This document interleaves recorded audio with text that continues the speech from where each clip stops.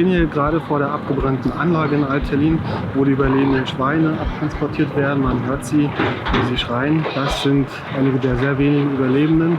Der Rest ist leider eben bei lebendigen Leiben verbrannt oder eben erstickt. Wir hatten hier vorhin eine Mahnwache. Da haben sich nochmal die verschiedenen Organisationen positioniert.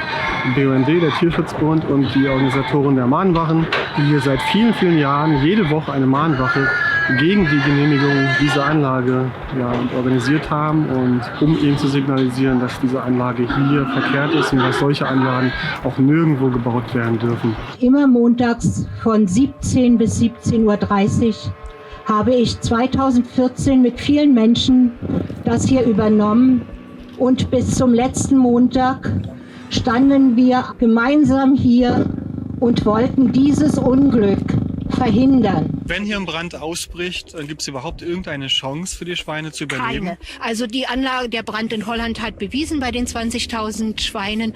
Die Feuerwehr, man kann sich das im Internet angucken, stand drumherum, rettete das Dorf, also dass der Brand nicht aufs Dorf übergriff, und hat die Anlage innenwendig abbrennen lassen. Es sind kilometerweite Asbestspritzen über die ganze Gegend verteilt worden. Überall lag diese Asche rum. Wer es bis gestern nicht glauben wollte, konnte an einer riesigen Giftwolke, die von hier, wie ich gehört habe, bis anklam, die Böden, die Luft, das Meer vergiftet hat. Denn diese Anlage hatte nie eine echte Genehmigung. Es war immer noch der Prozess gegen das Fehlen des Brandkonzeptes offen. Und sie durften Brandschutzklasse 1 verbauen. Das heißt, sie konnten jeden Sondermüll in dieser Anlage verbauen. Und das Verbrennen dieses Sondermülls ist hier durch Mecklenburg-Vorpommern geflogen.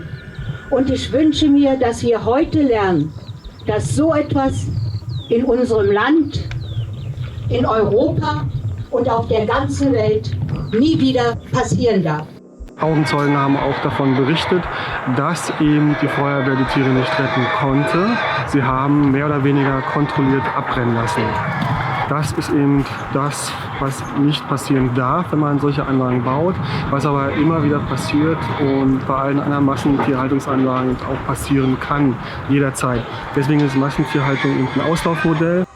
Da muss ein Epochenwandel her, da muss in der Politik entstehen, da muss nachgefragt werden von den Konsumentinnen und Konsumenten. Das ist das Entscheidende, was wir hier daraus lernen müssen, dass es so nicht mehr weitergeht. Solche Anlagen darf es nirgendwo mehr geben, nicht in Deutschland, nicht in Europa und nirgendwo.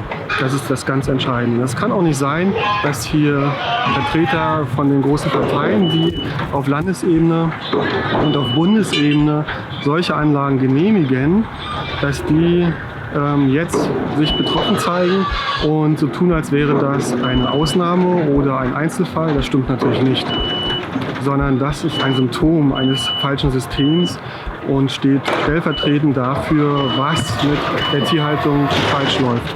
Ja, wir sehen jetzt hier, die Schweine werden jetzt weiter verladen. Und das sind die wenigen Überlebenden. Man weiß auch nicht, ob sie verletzt sind. Das wird aber auf jeden Fall so enden, dass diese Tiere auch nicht mehr lange zu leben haben. Das steht auf jeden Fall fest.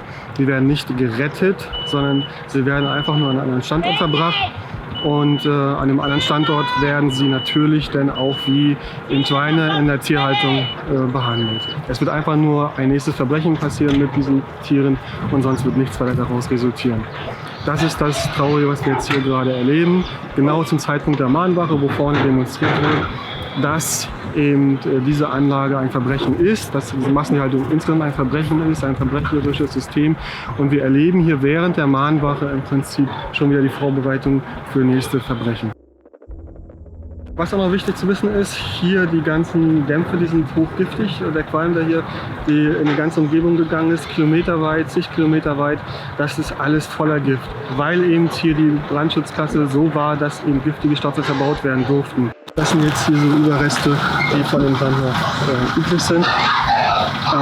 Das ist ja hochgiftige Substanz wahrscheinlich, weil eben die falsche Brandschutzklasse vergeben wurde. Und deswegen ist das, was hier abgebrannt ist, hochgiftig. Die Überreste, die hier auch überall rumliegen, sind giftig. Und die Einwohnerinnen und Einwohner der umliegenden Ortschaften hier werden noch tagelang diese giftigen Dämpfe eben einatmen müssen. Man kann dagegen tun, dass man den Druck auf die Politik aufrechterhält. Das funktioniert aber nicht, indem man die Parteien weiter wählt, die das zu verantworten haben. Das sind SPD, CDU, CSU, FDP, das sind aber auch Grüne, SPD und Linke, die leider in den ganzen Jahren zuvor das unterstützt haben, dieses System. Das muss man ganz ehrlich sagen. Ich hoffe, dass in den großen Parteien auch innerhalb dieser Parteien ein Umdenken stattfindet. Wir brauchen den Druck von den Organisationen, die dagegen demonstrieren, schon seit vielen, vielen Jahren immer wieder aufmerksam machen auf das falsche System, auf die Tierquälerei, auf das Verbrechen, was dahinter steckt, auf die verbrecherischen Umstände in der Gesellschaft, die das ermöglichen, dass eben zum Beispiel der Konsument nicht aufgeklärt wird, dass Werbelügen eben dazu beitragen, dass das Ganze aufrechterhalten werden kann. Da brauchen wir die Organisationen, die jetzt tatkräftiger denn je dagegen vorgehen müssen.